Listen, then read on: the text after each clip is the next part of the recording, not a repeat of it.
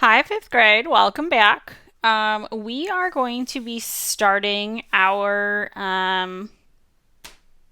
first large final assignment today. We're not going to start it on the large paper yet, but this assignment is going to be the one that we draw eventually on that really large white sheet of paper that you got in your box from the school. So you should have gotten a packet of paper at the beginning of the school year that had 3 sheets in it, one really big rectangle and 2 smaller white rectangles. Okay, this project we're going to start today is going to get us ready for the really large white sheet of paper. Okay, so in our sketchbooks, I'm still working on the front of mine. Hopefully you have had a chance to decorate yours as well. But I'm going to flip in. I've got my color swatches here on the left. This is my first page. Hopefully yours turned out really big and beautiful as well. That filled the page and you remembered to Sharpie it. Okay, but you're going to turn the page one more page to this page. It is totally fine if there are marks on it from the previous page because this page is just practice. This is not going to be your final assignment. This is just us drawing. Like the last page, you're going to start by numbering it. So the month is 9, and then a slash, leave room for the day, whatever today's date is, and then the year is 20. Okay, that goes up there in the corner. Today, you are going to need a toy, and I need you to choose your toy or your object wisely. You cannot choose a toy that is a cylinder. You cannot choose a toy that is a box. You must choose something that looks different from 3 sides. So I'm going to use this toy. This toy happens to be, it's actually a USB drive, so it's not enormous. You just kind of pull his head off, USB's inside. But it is a Pikachu. And what I mean by a toy that is not a cylinder or a box, okay, it needs to be something that looks different from the front, from the back, from the top view, or the bottom view, or from the side. Okay, Pikachu is different on all sides. A good object will be different on all sides. Okay, something that is a bad object is like a baseball. A baseball is essentially a circle, a sphere, a globe, whatever you want to call it. It is mostly the same on all sides. You look at it from one direction, it's white with some red lacing on it, right? Or black lacing, or whatever color you've got. You flip it over to the bottom, and it's essentially the same. You look at it from the front, and it's pretty much the same. You look at it from the back, and it's pretty much the same. And it's even hard to tell, like, which one is the front or the back. So if you can find something that is not a cylinder or a box, you're going to be fine.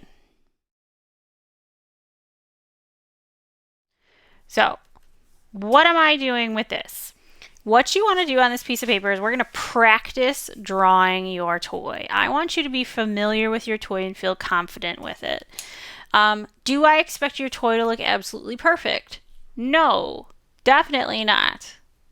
My toy, even when I draw Pikachu here in a moment, will not look absolutely perfect. Do I expect it to, be recognizable? Yes. And you'll see what I mean here in a moment. So for me, I'm going to take my toy and I'm going to hold it out at arm's length. So it's actually just past the edge of the paper here, my blue paper. And I'm looking at it from the front, so I'm only looking at this direction. And while I draw this toy, I am not moving it. Here, I'll put it there, so you can sort of see.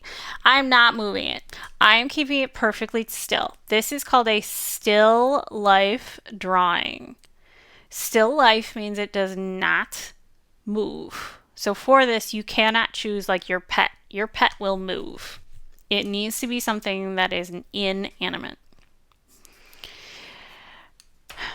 When I'm looking and like as I'm looking at my object, I'm looking more at my object than I am at my paper. So I'm going to choose a random spot on this page, anywhere is fine, and I'm just going to, while looking at my Pikachu, start to draw. And again, it doesn't really matter what it looks like. It doesn't really matter if it's perfect or not. It doesn't really matter like if it's going to be stunning. I can have all these scribbly sort of lines on here. Okay, because again, this is practice. And I am looking just as much, if not more, at my object as I am at my paper. Okay, I've got a basic head shape down and I've got his fun little sort of bunny mouse ears. I know that Pikachu has these big red cheeks where he gathers electricity. And even though I know that they're a circle on his face, when I look at them, they're ovals. So I'm going to draw them as ovals. His eyes are sort of the same. His eyes are really kind of a ridiculous shape on here. Okay, and then there's like a white spot in here, so he looks a little on the maniacal side, but that's okay. He has a very teeny tiny little nose. There's smack dab in the middle of his face, and it lines up with the bottom of his eyes, so his little nose is like right here. And then somewhere down in here, he has his little mustache mouth. I'm just gonna kind of stick it in there. Okay, there he is. Done. For the rest of his body, I'm going to push it down this way. He's got his little arms, those little chubby lower half of him. There's a Pokeball here.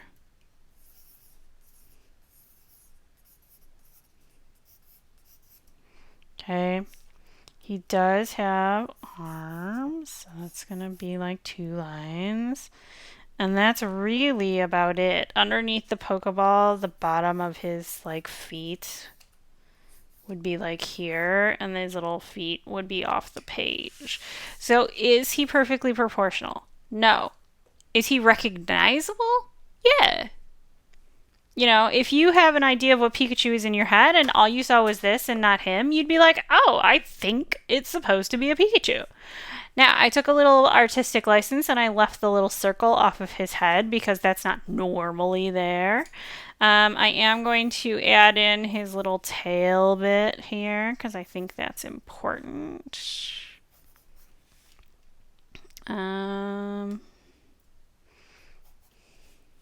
Right? He's got his little and that's pretty much it. This is the front view of Pikachu.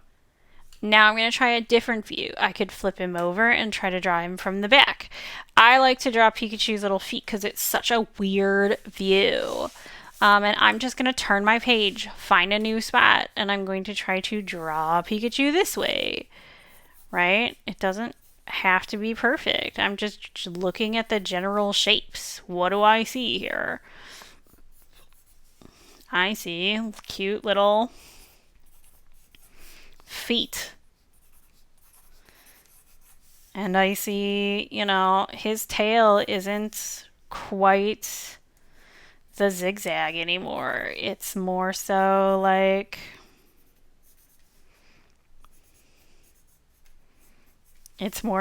that because it's coming out to the side. And really, if I was a good artist, I would actually include his ear too because you can see his ear from down here. There's one going that way, and then there's one like coming out this way. And that's it. That's Pikachu from the bottom. Like, what a weird view, right? So this is one view of Pikachu. This is the feet. This is face. And then I need one more view of Pikachu. I could draw Pikachu from the side, but I think that's sort of an awkward view. I could draw Pikachu from the top. I don't really care for that view. I think this one's odd enough. So I'm going to do Pikachu from the back because I think his tail is also pretty important. So I'm going to start here just because I can. There's like a big empty area here, right? The lower half of him pretty much just is shaped like this. Here's his little feet. Right? And then his tail goes like in here. His tail is the most important part.